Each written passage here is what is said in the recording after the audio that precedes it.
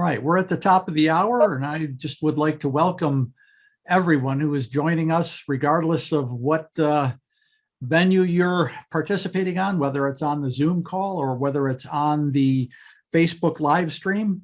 We're grateful that you have decided to be with us tonight. I'm Bob Strasberg. I'm a member of the Christian Business Board, and I'll be the MC for tonight's event.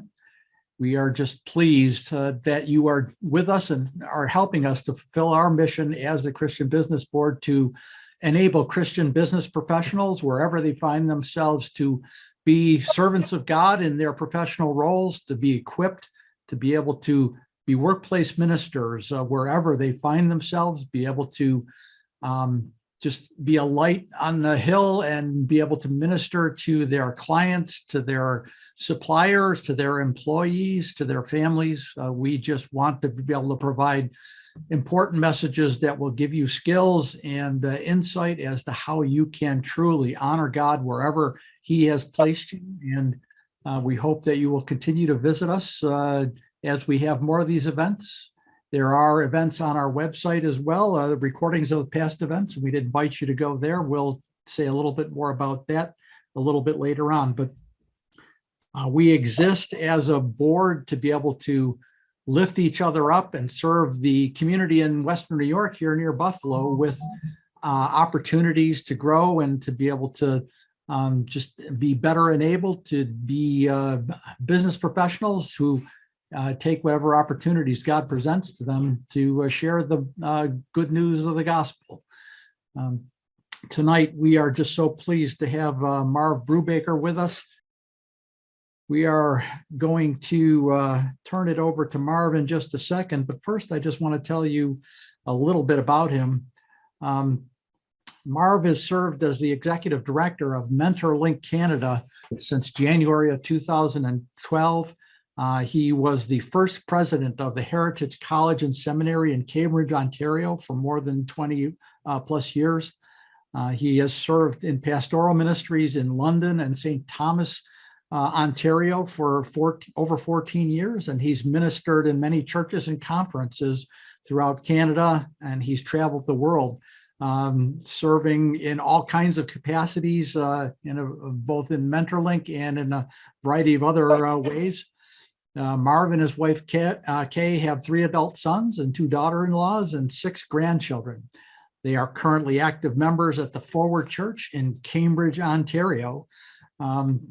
So we're going to turn it over to Marv in just a second. But before we do that, I just wanted to just spend a moment to just remember someone who was dear to us.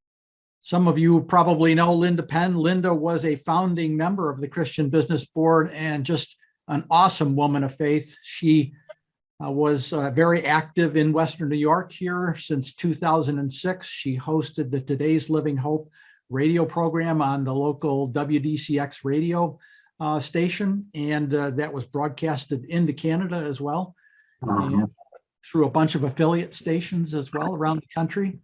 Linda served starting in Ohio in the ministry there, in the church ministry there. She served in Florida and Arizona before coming here, and she just had her fingers in so many different things. There were many people who were touched by the events that she ran, by the counseling that she did. And we just are so grateful to have known her and just continue to remember her daily in our thoughts as we just think about all the things that she did and all the ways that she touched our lives. We just know that when she went to heaven, God gave her that blessing of well done, good and faithful servant. She was one of the most powerful women of faith that any of us knew. So we just wanted to remember her, and we'll continue to think about her as we meet as the Christian Business Board. Now it is my great pleasure, to turn it over to Marv. And Marv, we thank you for being here tonight, and we're really looking forward to your great message. Well, thank you, Bob, and it's a joy to be with you again. I remember being with you about a year ago, I think, and I was looking forward to this a lot. And so thank you for the privilege of sharing this topic about interpersonal relationships.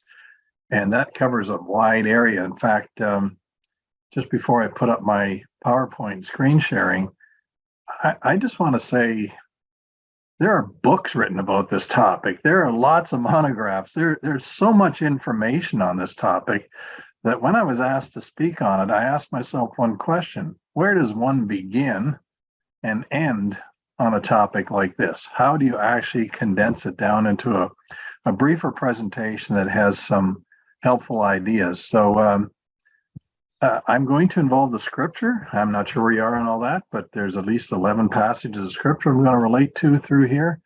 It's the foundation for everything we do in our interpersonal relationships. But just two comments that I make, and then I want to move into it. The first comment is that you are constantly developing a web of relationships, whether you realize it or not. A lot of people kind of go through life and they don't even think about life very much, but it's very complex, the relationships, the matrices that are out there that we are part of. So you're constantly developing a web of relationships. But here's the second thing I want you to remember. The strength of your leadership in any setting, whether it's at home or church, in your business, the strength of your leadership in any setting is based on the health of your relational web. Your relational web. So let me put up a picture here. I want to call up my screen share here. Everybody see that, hopefully? So thanks for the privilege. Here's the question. I have a picture here and I put, isn't that grand? What do you see? When you look at this, and by the way, this will be interactive, just unmute yourself and say, and Dominic, I'll try and describe it, but I put up a picture of a group of people that have got their hands towards the center, and it's like a team that's about to go and play a game on the basketball floor or something. You know how they put their hands and they go 1, 2, 3, yes. When you see a picture like that, or like the one here, what does it say to you? What are some of the identifying things as we think about relationships that this picture draws towards our attention? So just unmute yourself and speak it up. They seem to be unified in some kind of way.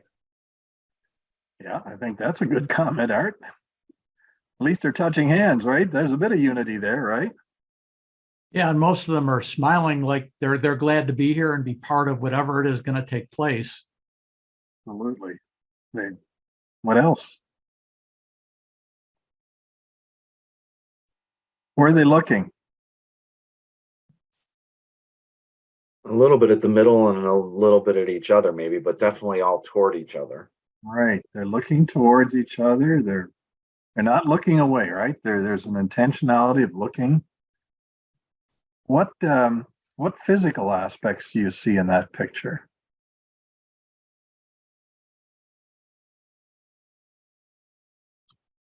Well, again, smiles, some kind of affirmation, expectation. They're in contact with each other. They're close to each other. There's a lot of physical things. But here's my other question. Do you think anybody in that circle might have brought some brokenness from their day or from their previous week or from their previous year, that they might have some very big challenges in their life right at that same time? What do you think? I think that's a universal. Nobody comes without some baggage. All right, so here we are. It looks so great. Everybody's touching. They're looking at each other. They look happy. They're excited. They're about to do something important. And in that web of relationships, there are probably some really serious issues. If not between each other, they might have just had a little bit of a fight over who's going to start on the team and who's not. And so this is what we need to think about. We have these webs of relationships. Now, the idea of a web is not original with me, obviously. It came from my primary mentor. There's a man in my life called Glenn Taylor. Glenn is today 85, and Glenn has had a history of all kinds of ministry experiences, all the way from starting churches and pastoring, being the Dean of Students at Tyndale University when it was still Ontario Bible College, to being the Executive Director of the Yonge Street Mission in Toronto, to being the 25-year head of counseling at the Missionary Health Institute, just a lot of wealth of experiences. And he wrote a book. I'll just show you a copy here. You can buy it on Amazon if you want. It's a little monograph that he wrote. It's called Navigating Relationships for Life. It's really excellent. But in that book is where I got the idea of the web. He talks about it in the context of a spider web. And this is what he says. Oh, well, who'd like to read that italicized part? Someone in the group here, just read it out loud for all of us. Life is about relationships. Our culture in North America is quite focused on the pursuit of independence, autonomy, self-actualization, and other personalized goals. In reality, these cannot be achieved without the involvement of others. So would you, by and large, agree with that statement? His view of where society is going, right? It's all about this individuality. Be true to yourself. You are your own best person, right? All these kind of languages. But he said, in reality, that can't even be achieved without the involvement of others. And so even as people are trying to be very independent, self-centered, what they don't realize is they're part of a web. So when you see a spider web like the picture there, this one I have up here, what are some of the things you see in that spider web? As we think about relationships, human relationships as a web, what are some things that that picture of a spider web tell us? What do you see? Well, the first thing I noticed, it's certainly not perfect. There's some connections there that look like they're a little bit crossed, broken, missing. Yeah. Anything else? Without multiple strands, it can't support itself. It has no strength. Yeah, it's interesting. How many of you ever got up in the morning, gone out to your car or something, and you walk under a tree and you walk right through a spider web and you go, oh man, this is terrible. They really have a great strength to them. Would you not agree? Fairly strong. And yet you look at them and they don't look all that strong. And you can see there's some holes in there. There's places where it looks really good.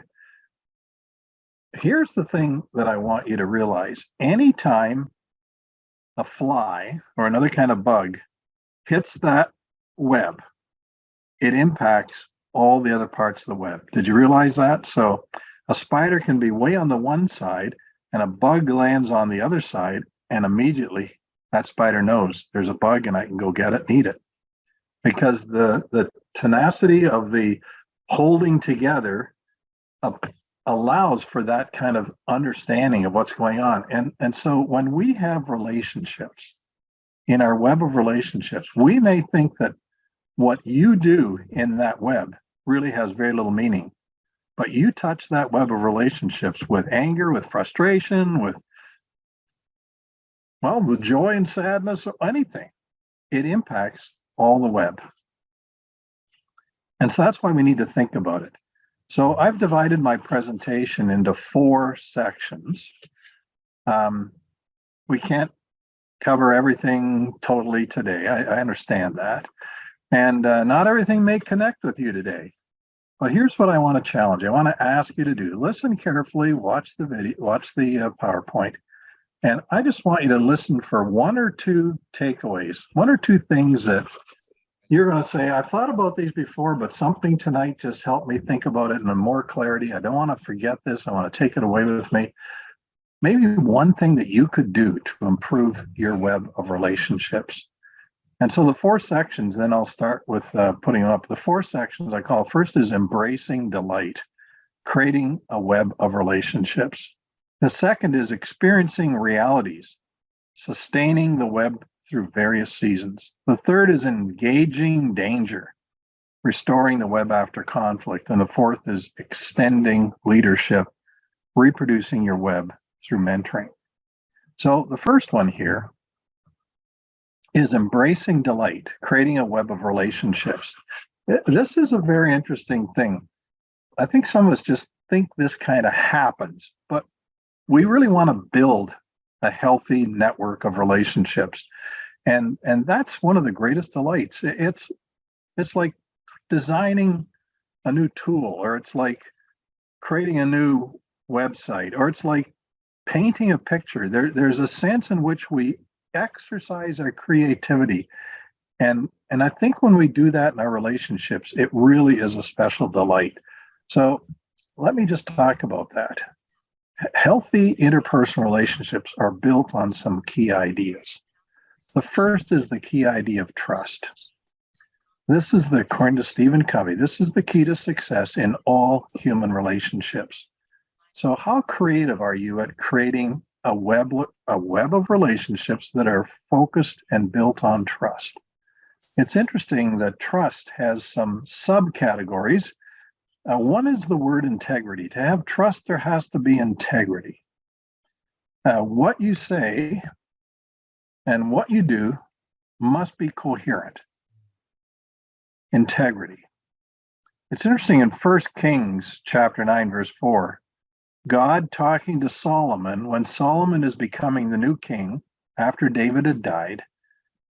God says to Solomon, your father David walked with the integrity of his heart. That's high praise from God. Would you not say so? Was David perfect? Far from it. He had some serious issues. And yet God could call him a person who walked with integrity of heart. Solomon has a lot to say about integrity in his wise counsel to his young son in the book of Proverbs. For instance, in Proverbs 10:9, he says, whoever walks in integrity walks securely. You want to walk with security? Build integrity in your life, because what that does is it builds trust in your relationships. And it's in those relationships that you find a lot of your security. The primary relationship, of course, is your relationship with God. Some of the subwords that are deeply connected to integrity, according to Covey, are things like honesty and congruence and humility and courage. These are all part of that being a person of integrity.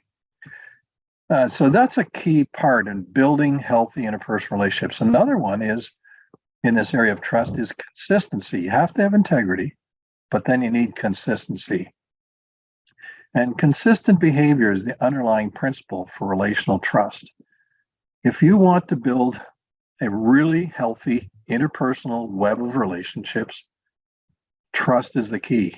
And that is made up of integrity and consistency. I know that you've met people like I have who on the surface, I think, mean it with all integrity, okay, as they define personal integrity. I'll be there tomorrow. I will do this. You will have, I can't remember, I can't tell you how many times when I was involved in college and seminary life as a teacher, students would promise to have their assignments done, right? It'll be, Mr. Brubacher, it'll be there tomorrow on your desk. And it wasn't. And that lack of consistent behavior, sometimes it was, sometimes it wasn't. It's when we have integrity and consistency functioning together that trust is built in relationships.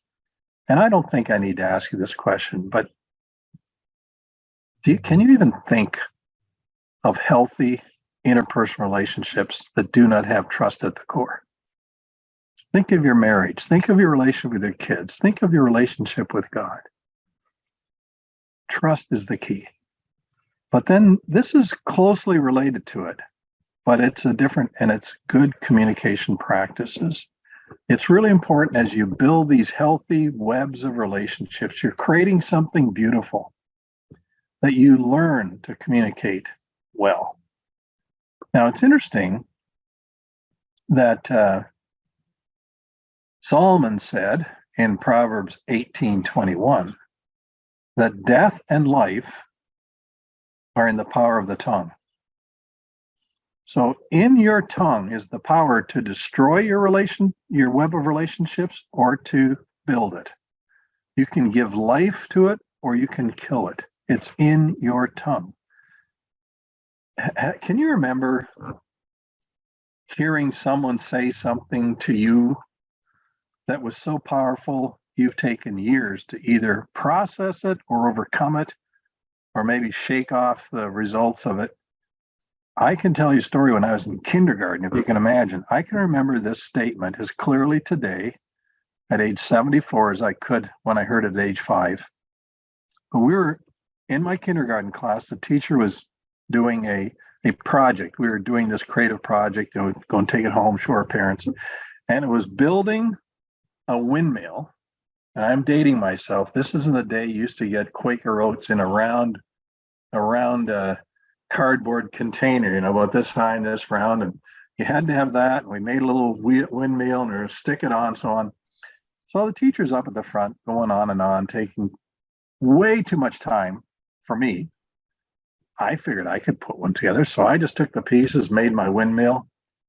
And the teacher came back and looked at my windmill and said, Marvin, if you don't learn to pay attention, you're going to amount to nothing in life. I can remember saying that to me. Was that words of life or words of death in that relational network that she was creating? What would you say? Death. Life? Death. I heard someone say something. I'm sorry. Death. Yeah, it took me years. I think it actually formed some of my crazy ideas that I had to really be always following the rules, always doing what people told me, or I'd amount to nothing. It was very problematic for many years. I had to really think about that. And of course, James chapter 3, verse 8 to 10 talks about the tongue and says about out of the same tongue that both you and I have, we have a tongue. Blessings and cursings come out of the same tongue. And he says that ought not to be. So good communication practices, we first have to think about, we need to listen to ourselves. What's coming out of our mouth? Is it life or death? Is it going to build this network or is it going to kill it? Now, I've learned some things along the way that also are related to this. And one is to develop good communication practices. The first thing is you have to be an active listener. That means you're fully engaged in all respects of the listening process. Now, here's part of the issue. Many of us who are leaders, we have a bit of a extroverted personality, okay? And the people that have studied it say that listening well is not easy for extroverts. So I don't know whether you know who you are, but if you're an extrovert, it's not easy to be an active listener. And we need to learn that practice. The problem is we like to process things verbally. That tends to be extroverts. We just talk and we listen to ourselves when we're talking, and we talk too much and so on. And we really like to go into rooms and we bounce around from one person to another, and we talk, we engage, we're fun. We actually, in the end result, appear rather artificial. And we're pretty oversized about our own opinions. We think they're pretty important, so we like to share them. We have lots to say. And we really like large groups because there's lots of people to engage with. And this is where we interact with the introverts, because the extroverts love large groups because they can move around, talk to everybody. Introverts do not like large groups because of their insecurity. And so what I'm saying here, if you're going to build strong, healthy relationships, you need to understand which kind of personality are you. It takes a different kind of listening to figure that out. You have to set aside your extroversion and really study people, really listen. Now, I don't know if I'm sure you've heard this, but active listening engages your total being, because only 17% of the words that come out of your mouth are the communication. You take communication as a whole, 17% of it is the words that come out of your mouth. Another 28% has to do with the tone, the inflection, the cadence of your voice. So all of you listening tonight, part of this communication process is you're listening to my tone. You're listening, do I sound aggressive? Am I relaxed? All those things. But 55% of communication has to do with body language. So if you're going to be an active listener, you have to engage all those aspects in the listening. What is the person's body language like? What's the cadence of their voice? Are they inflective? Are they? And that takes thinking, that takes reflection. And the reason you do this is because it's only if you're an active listener that you can ask good questions. Ask really insightful questions. Ask to seek clarity. Ask things to expose the person's basic philosophy, their underlying values, without sounding judgmental, drawing them out. That takes time. My dad used to say to me all the time, because I tend to be fairly extroverted and like to talk. My dad used to say, Marv, if you'd count to 10 before you'd say something, you'd be a lot better off. I could never get past 3. And I had to say something, like are you kidding me? Count to 10 before I respond, before I actually, but there's something about that. And so what I want to say to you, my dear friends, if you want to build a strong interpersonal relationship with others, a network, a web of healthy relationships, you got to learn to communicate better, which means you got to listen far better. You got to stop talking, listen, and engage. And then you'll be able to build that relationship. But there's one more aspect that I want to make sure. Oh, ask good questions, sorry.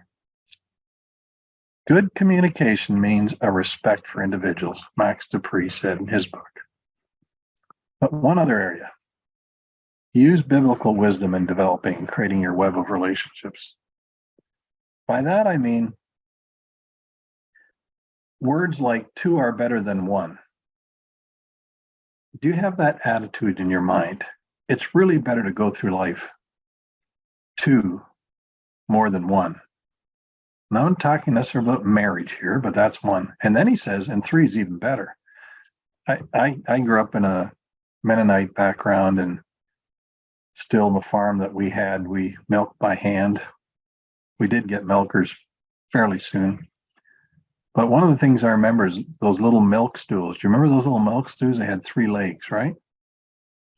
Super, super stable with 3. You put a 4th leg, they're always wobbling around. 2 legs, you're falling off half the time. There's something really steady, something really secure about a 3-legged stool. This is what Solomon's saying. This is what wisdom of the Bible said. It's far better to go on the journey with others than by yourself. You know that. But here's the theological framework of this. We need to think of the model of the Trinity.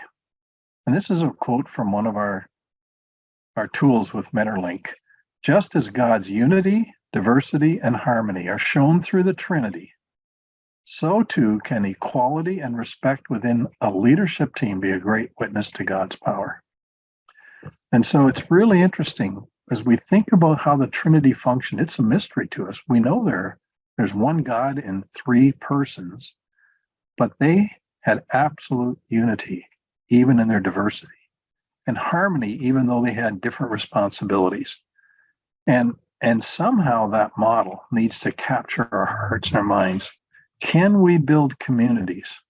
Can we build relational webs that are modeled on what God built, what God designed for the Trinity? It's just something for you to think about as we move forward. Well, that's first, create a web of relationships. To do that, you need to be building strength. The second is experiencing realities. So every relational web goes through various seasons, and we need to sustain the web as healthily as we can in those various seasons. So just to think about that, we have 4 seasons in the year, right? How would you describe webs of relationships using the theme of winter, spring, summer, and fall? Let's just go through this. If you thought about a web of relationships from the perspective of winter, what would be some of the words that might come to mind to describe the nature of that web?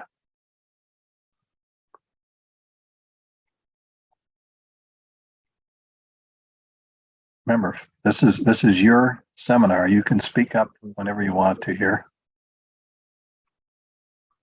Well, in Cold, dark, Go ahead.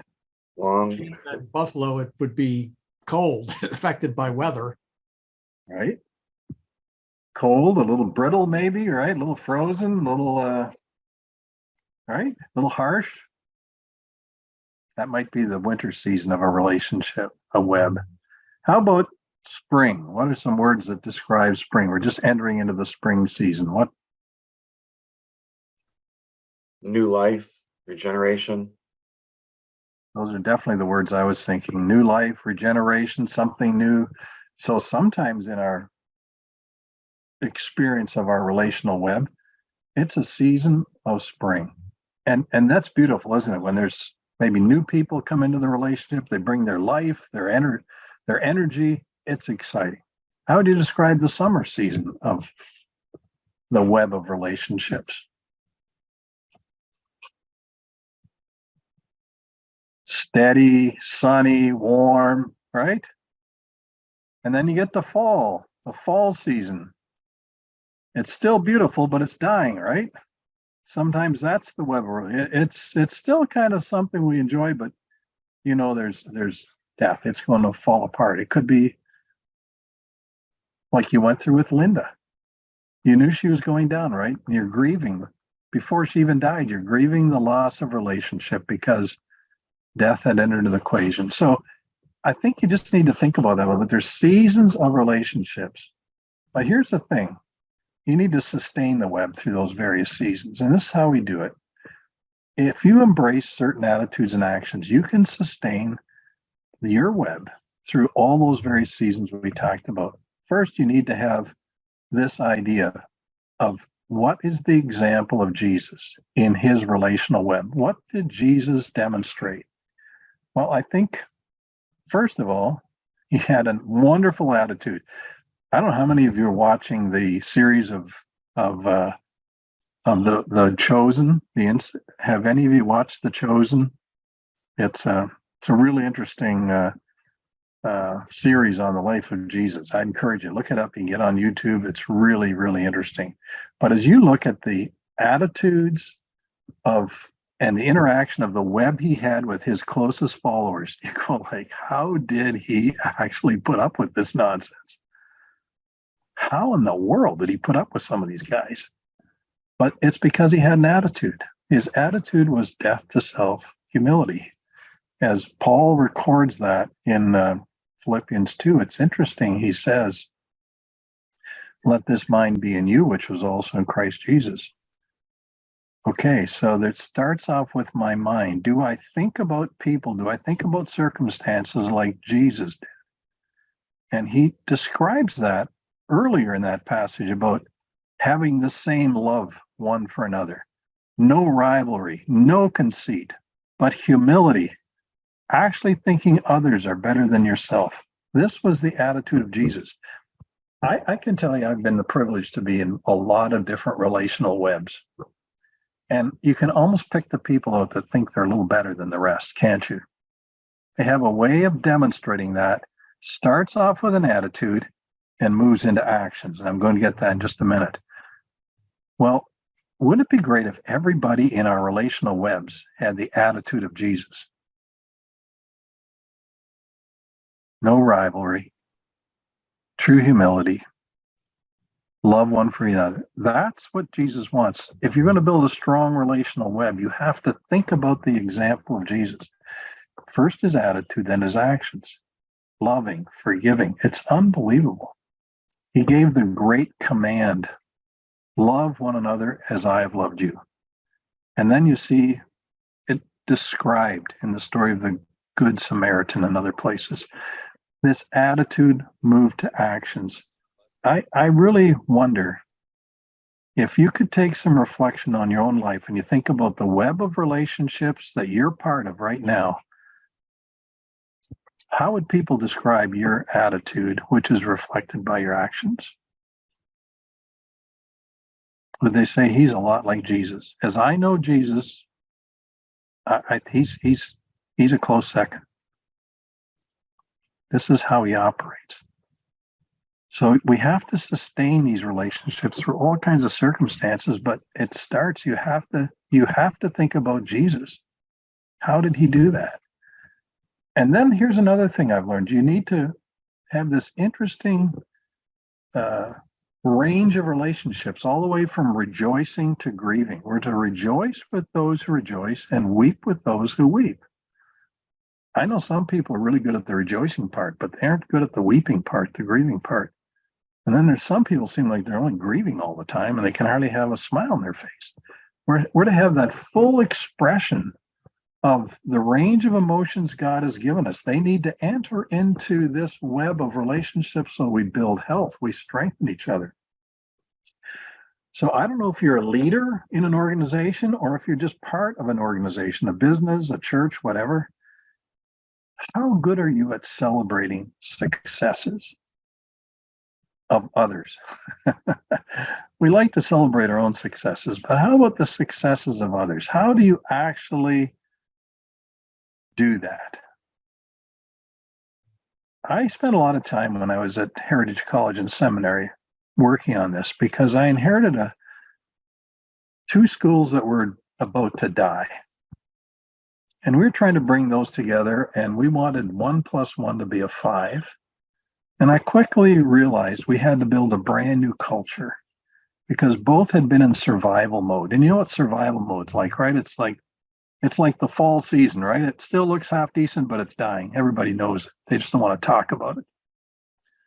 So you have to build this. So we spend a lot of time talking about how can we build a web of relationships that celebrates. And it started with having little snacks. And I'd go around to individual offices and sit down and just listen to their story. And then we started actually honoring a lot more.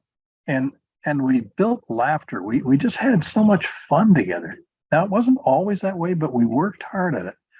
And that developed a kind of harmony that was very healthy, so that when we did have to grieve, we could grieve without dying. Do you know what I'm saying? At the same time, grief had to be actually honored as part of our community. And so anytime we lost something in that relationship, so someone moved to a different school, or someone dropped out of school, or someone died in our community, or you name it, we didn't achieve one of our goals. We were struggling to make ends meet, any of those kind of things. We would talk about it publicly and we'd grieve together. This was not a time to gloss it over. This was a time to face reality. We were in grief. And I just wonder how you're doing at that. I think many men especially have a hard time grieving. And we don't want to grieve in a morose way. I always talk to people, you grieve, it's like a road of lament that has 2 ditches. The one ditch is the actual statement of the losses, the grieving. And the other ditch is the promises of God. And we go down that road with those 2 realities. This is really hard. This is tough. But God is faithful. You follow what I'm saying? Do you build that into your relational webs, that kind of thinking, that attitude, rejoicing and grieving? Celebrate the successes, grieving the losses. And then a third thing is regular personal interaction. I think we're pretty good as a group and a team at doing that. It's better, but can you actually do it as an individual, one-to-one? How good are you at sitting down with someone who's in great distress and entering into their distress? Or how good are you at actually celebrating someone's success when you thought it should have been yours, but they got it instead of you? Can you actually honestly celebrate that? And so back to the group part there needs to be regular meetings that are excellent, in which you do the grieving and rejoicing. You need to build that culture. You need to draw them together. This can't be just happenstance. And a lot of it is the result of praying together. Would you agree with that, men? Actually praying. Not talking about prayer, but actually praying. Crying out to God with each other, for each other. Very, very powerful. And then as individuals doing the same one-to-one, try to make it very real, very case sensitive.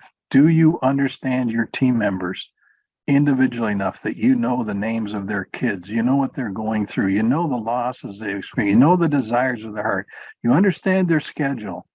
You don't put burdens on them at certain times of the year because all this kind of stuff, they're whole people. They're part of your relational web. Are you able to minister to them in a way that glorifies God? Well, we got to carry on here. Then you go in engaging danger. Any relational web has conflict. I don't need to describe that, but what I want to talk about is how do you restore the web after conflict? So the fragility is easily broken. They're fragile. But reconciliation and restoration must be our goal. And here's some helpful practices I've learned over the years. One is you need to really keep focused on clear organizational values about people. What does your organization say on paper? And does it actually act that way? I've walked into some businesses and seen these beautiful statements. This is our mission statement. This is our value statement. And then talking to an individual, they say, you know, they walked into my office yesterday and told me to pack up and be gone. But the statement at the front said, we value every person in our community. Well, how is that valued? That person didn't feel valued at all. I've seen that happen in churches, if you can imagine, that proclaim to love Jesus. You're out of here. We don't care if you felt called here. You're gone. So you need to have those things stated. And it has to have this thought, every person is valuable. Do you treat people as of high value? It's interesting in Romans 12, Paul said, don't think of yourself too highly. Don't think of yourself more highly than you ought to think, but think soberly, be wise. Everybody has value.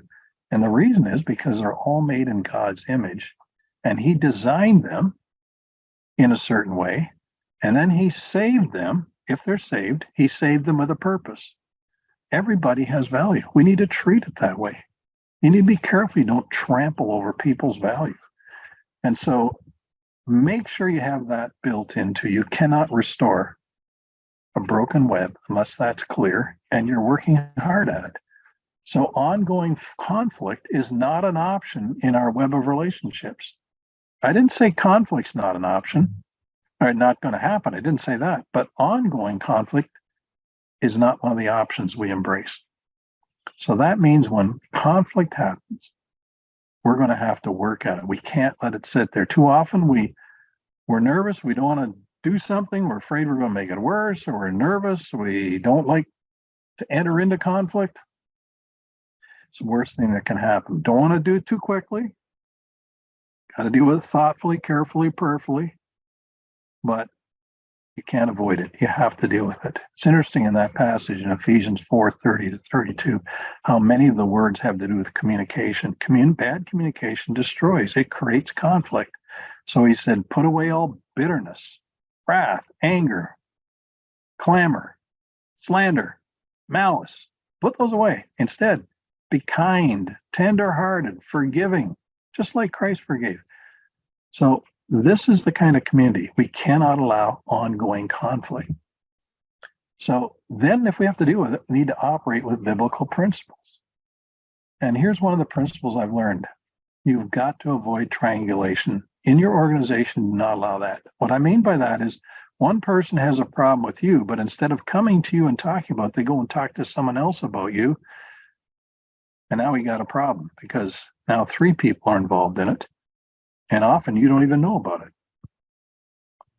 So we teach that principle. If something is going wrong, the person who feels wrong must go to the person who they believe has wronged them. It has to be a direct conversation. If they feel intimidated, there needs to be a way developed where they can go to someone carefully and take that person with them. That's what Matthew 18 says. If you don't think you're going to be heard, take someone else with you. But go to the person. Don't speak to others about it first. And then the second thing, let the restoration process be done by mature people.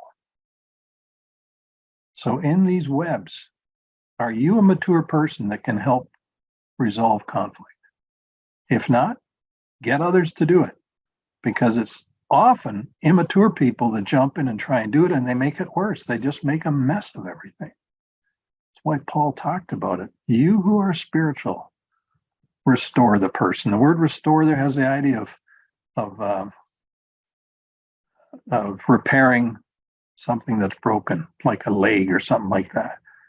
Fix the mess. Don't let it fester. That's what Paul's saying. Restore it. So this is how we do it. Now, I want to talk about two things very quickly, and we got to carry on. But I got to warn you, if God's calling you to lead in that, be careful as you enter into the danger zone, because it's dangerous. And you'd better have a plan. And so I just want to give you this, and you can look at it later, but there's two kinds of conflicts in relational webs. One is interpersonal conflicts. That's conflicts between two other people, not between you and the person, but two other people in conflict. I'll come back to that in a minute. And the other is personal conflict. You and a person are in conflict. So the first kind, God calls you to be a peacemaker. You're to enter into that relationship very carefully, very wisely, with a plan. And you need to find a win-win solution. Now, it might not be an equal win-win, but there has to be a way in which both people feel like they were heard, they got something out of this. You have to find that. But the motivation is forgiveness. Forgiveness is the key. Just before I came on here tonight, I got a phone call from a pastor of a church I've been working with. I got a call out of the blue probably just before Christmas. And the person said, we have a 4-member elders board, and 2 of our elders are in critical conflict with each other. We've tried to resolve it, and we're unsuccessful. We didn't know what to do. We called the pastor friend. He said, call Marvin Brubacher. I go, okay. At least they got a reputation, maybe, that's somewhat helpful. So I've been there several times. Part of the issue was the 2 elders were related because the one wife was the sister of the other person. So it made it very complicated. It was family, it was history, it was things that were done in the church. But praise God, over time, a very careful, thoughtful plan, listening, exploring, put together. We had a major 3-hour meeting one night, split them up, brought them back together, all this kind of stuff. And they have resolved that conflict. And the pastor just called me to say, it's really going well, Marv. It's really going well. Thank you. Did I enjoy getting involved in that? Not really. But I praise God there's an elders board that now can function where it was in total dysfunction. And for some reason, God asked me to do that. So it always is, you look for the win-win, and it has to be motivated by forgiveness. But the other, if it's a personal conflict, then you need to be the healer. Be humble. Deny yourself. Humility is the motivation. And it's like the old doctor's adage, bring healing with minimal pain. Somehow you bring healing. The Hippocratic Oath is very powerful in this moment. So I'm saying webs will be problematic. You get in this area, it's very dangerous, especially if it's personal. Be careful. I guess I got a minute or 2 more here. I was just talking to the leader of a major mission in Canada, goes to our church. How's it going, Dan? He said, oh, so. I said, what's the problem? He said, well, we got 2 guys on my senior leadership team that aren't happy with each other. In fact, they're in conflict. And I said, Dan, what are you going to do about it? He said, I don't know. I said, you got to deal with it. He said, well, I know I wanted to, but the one guy resigned already. I said, then you have to deal with the guy that's still there. He can't be the winner in this. He has to recognize what he did. And this man looked at me and said, I don't think I needed this conversation this morning. You understand, it's not fun, but it's absolutely critical that in our webs, we learn how to reconcile and restore. Absolutely critical. I want to show you a book that I don't know if you've read this or not, but I highly recommend this book. It's called Leading with a Limp by Dan Allender. Because if you're in a place of leadership, you've got beat up and bruised in personal conflict. You can't avoid it. And it leaves us all with a limp. But Dan Allender's thesis is we are better leaders because of our limp. You hear all these people, lead out of your strengths, right? Lead out of your strengths. He says, lead out of your limps, lead out of your weaknesses, the bruising you've taken. That's how you really lead people and build strong relational webs. Anyway, very quickly, extending leadership, reproducing your web through mentoring. You knew this would come up because I'm big believer in mentoring, but anyway, you need to embrace younger leaders. This is where we get our fancy webs, and we're comfortable, right? We got people that are our age, we know each other, we like each other, we almost have a closed web. And that is dangerous. We need to keep adding new energy. The springs, we have to keep doing that. We have to bring younger leaders in, but that often creates generational conflicts, and you have to deal with that. So invest wisely. Look for the right kind of young people to invite into your web of relationships. Select on the basis of character and capacity. Paul told, find reliable people who can teach others also. Look for people that are people of character, that have capacity to become leaders, and invest wisely in them. But focus on their heart. Too much of us, we focus all our time and attention on their skills and their knowledge, head and hands. Go for the heart. Work with them on their character, their attitudes, their motives, their values. Invest wisely as you bring new, younger people into your web, so they're the right kind of people and they bring refreshment and renewal to your web. And then plan succession carefully. That's what we're going through right now in our organization. So allow younger leaders to come into leadership roles, nurture them, let them fail. You learn more by failure than you ever do by success. So let them fail, but let them fail safely. Let them learn by the experiences. And then develop a thoughtful plan and work it out. So, what are you going to take away?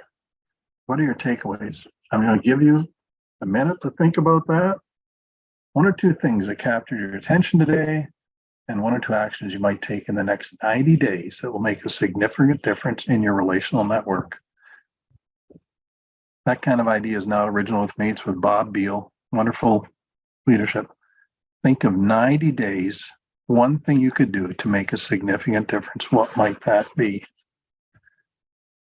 And then I'll just show you this. This is on part of the PowerPoint. Oh, did I knock it off here? What happened? Oh, right here. Here's some books you might read. Speed of Trust, Navigating Relationships, Culture Map, How to Have Difficult Conversations. These are some helpful reading that might help. So, let me just get out of the stop screen sharing. There we go. Bob, it's back to you. Thanks for listening. I've really enjoyed being able to share these ideas. And as I said, way more could be discussed, but at least hopefully I've touched some important points in your life. Well, Marvin, that was an amazing blessing. I can't believe anybody that was on this call tonight or will listen to this broadcast down the road won't get so many golden nuggets. Thank you so much. I'm going to just share 1 second about Christian Business Board, and then we're going to go to a question and answer. And I'm sure, hopefully, we have somebody here that can ask some questions. My name is Dominic Secaroli, and I'm, one of the partners here on Christian Business Board. And just wanted to share with you that if you're on the, tonight, or if you've been on our calls, we just really encourage you to reach us at info info@christianbusinessboard.com. You can email us there. We'd love to hear your feedback. We'd love to hear what you're currently struggling with, or if there's any ideas or any suggestions on future topics that we can bring forward that would bless you. So that would be great. We also would love to get back with you. If you want to email us, we'd love to get back with you. Any resources that we can. And also if you need prayer, again, info@christianbusinessboard.com. We'd love to pray with you. And if you put your phone number in there, we'll give you a call and pray with you. Also, our next event, which is on May 15th, Monday night again, 7:00. And we don't have our speaker yet, but based on the success we've had, we're excited always to have this monthly opportunity for you to come on and hopefully expand your just your resources when it comes to your Christian business. But also on that, if you go to www.christianbusinessboard.com, that's our website. And on there, you will see the last couple years of speakers we've had. We've had various topics. I'm sure, without a doubt, there's something on there that will bless your business. And also, if you go on there, there's other resources, and you can listen to any of these past broadcasts right on that website. So again, www.christianbusinessboard.com. Again, Marvin, that was unbelievable. I'll turn it back to Bob. Bob, you're going to have a little question and answer time here. Yeah, I've been thinking about Marvin's challenge there to think about things that we can do. And the one thing that touched me, the concept of, the web as, the web of relationships as being, the strength that we bring, no matter where we go, no matter what we're doing, the fact that we're connected with others helps to empower all that. And the different channels that we create to communicate. One of the things that I've always been impressed with is, the power that happens when you build relationships. Your communication ability expands exponentially. It's really interesting, and the number of channels that you have to be able to touch other people builds and builds too. So that whole idea of the web of relationships, and when you look at it, watch a spider work, they're constantly out there repairing that web. I just think that's such a powerful metaphor, and I'm going to be thinking about that definitely in the weeks to come. How can I go out and create new connections? How can I repair? And it's as simple as just reaching out and connecting with somebody you haven't talked to for a while, right? Because even inactivity tends to weaken the web. So you need to be out there regularly talking to people that perhaps you haven't spoken to in a while or connected with in some way.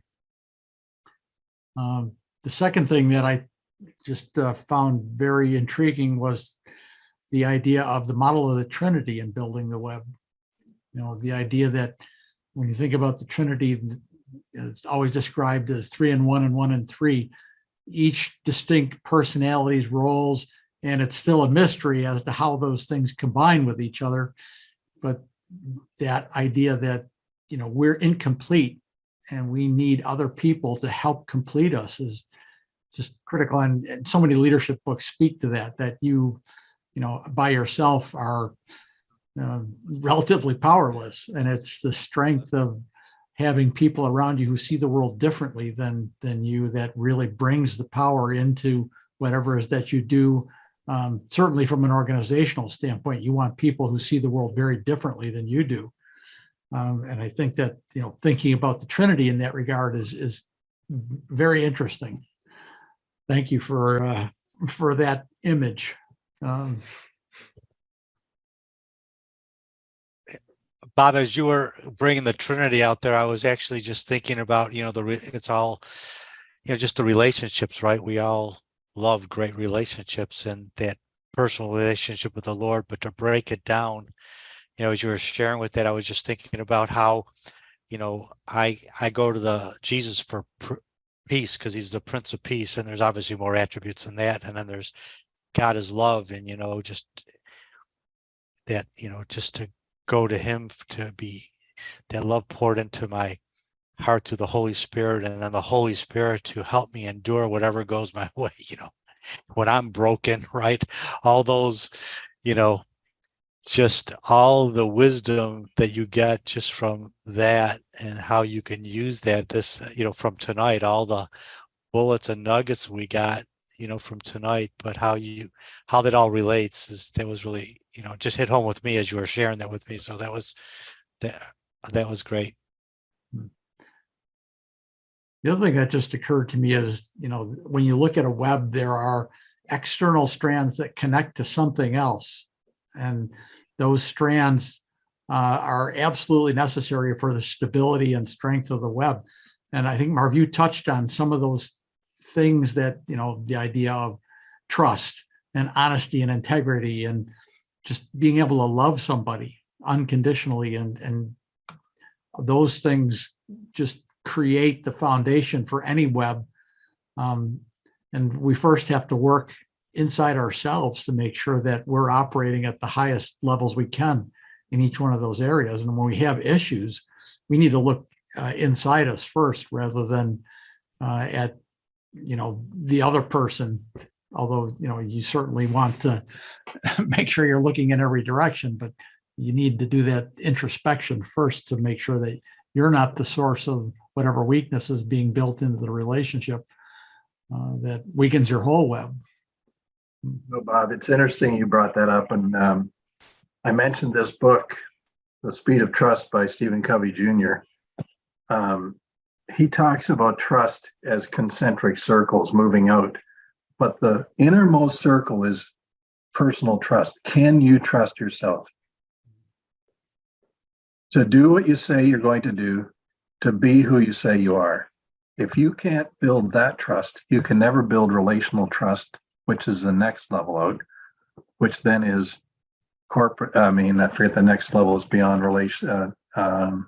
It's like organizational trust, and then you go on. And it's just very interesting. What you just said is so true. Unless you can actually be working on yourself and become a person of integrity, honesty, courage, all those things, that you can never build this relational trust, this web. And so that was a good point. I'm glad you brought it up. I didn't really emphasize that, but so true. Well, of course, Stephen M. R.'s famous father, Stephen R., also had some very interesting books that speak to these issues too. The 7 Habits of Highly Effective People, one of my favorite books of all time, talks a lot about working first on yourself and then working on building powerful relationships with others by doing a lot of the things that you talked about tonight. Listening carefully, being humble, thinking about how do you create win-win situations with people that truly provide benefit to them as well as to you. And sometimes that means you need to put the others first. And of course, that's Jesus' model of relationships, right? The whole idea of servant leadership. Any questions? I'm interested in some questions. Maybe no one even has a question tonight. This is going to be a very dull night if there's no questions that people have. But if they don't, that's fine. Well, it also means that you did a great job in kind of covering the basics of the material.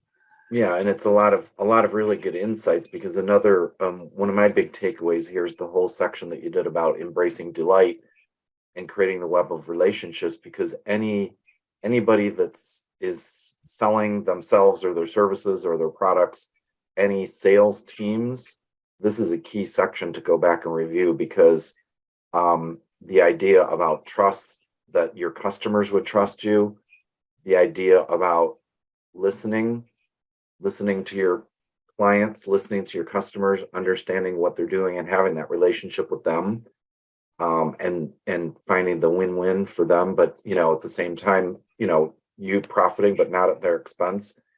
And then what I really liked, and by the way, Marv, my company name is Team Sales Development, so I'm very much focused on the sales team. And unfortunately, it's a little bit bifurcated by history and somewhat by necessity, where you've got a salesperson and then you have a technical salesperson. And just some of these principles among that sales team are so important, because the two are better than one. I think it's 1 + 1 is equal to 3, really, in a sales team, where you both have to be listening. And the sales people, traditional salespeople, maybe more that sort of extroverted piece, which you do need. And then you've got the technical salespeople, a little bit more introverted, which you do need. But it's about how they work together for the benefit of the customer. So I thought that was very solid in terms of application for anybody that has sales teams and is looking to work together better.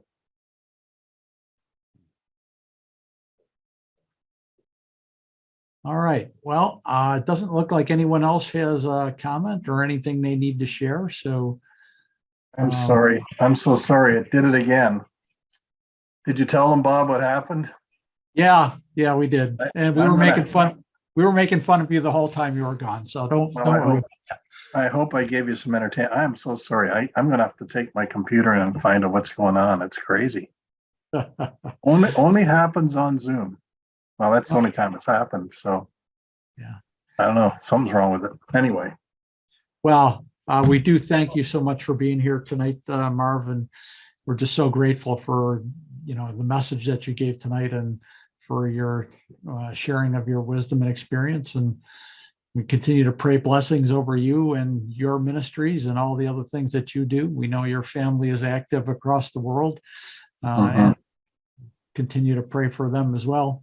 Thank you. And for CCBF as well, we have a partnership with the Canadian Christian Business Federation, and they have just been very gracious to us. Don Moore, the executive director there, has been very helpful to us. So we try to participate in their events as well. And we're made a regular habit of recruiting their speakers to come and be on our events as well. So Marv, you're one of those, and we're just grateful that you were willing to come and be with us tonight.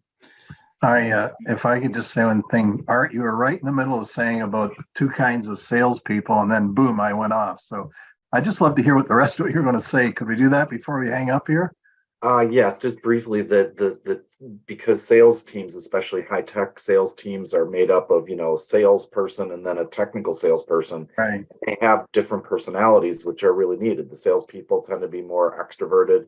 The technical sales tend to be more introverted, and they need to work together better, but there's a lot of things conspiring against them. And it's something that anybody, I was just saying, that has sales teams or does sales, the principles you were talking about in terms of active listening, and you said the idea about 2 is better than 1, basically. Well, I look at it as 1 + 1 is 3. If the sales team work together, it just leverages everything. So it's a great that section in particular is really strong for sales teams or anybody that's selling, because our customers who we need to have a relationship with. Yeah, thanks very much. I'm so embarrassed about this happening. I got to get it figured out, but thanks for putting up, Bob, and Art and Dawn and Dominic and whoever else is on. Great to be with you. Thank you so much. We appreciate it. Thank you. You are quite welcome. And we do look forward to our next event on Monday, May 17th. We have not identified the speaker and the topic yet, but we'll be working very hard over the next weeks to do that. You can visit our website at www.christianbusinessboard.com. There will be an event page there which will describe what we're intending to do. And you can also go to that same website and look at our past events and see the recordings of all this great wisdom that's been given to us over the past couple of years. If you have any questions or comments about Christian Business Board, or want to suggest something for a future topic, or if you're willing to volunteer as a speaker, you can email us at info@christianbusinessboard.com. The recording for this will be posted on Facebook. Don usually does that within a day or so, and there will be an edited version on our website probably within the next week. So we thank you for your presence tonight and pray God's blessings over everybody who's been with us. And we'll look forward to seeing you again next month. God bless everybody. Good night. Good Thank night. you. God bless you all.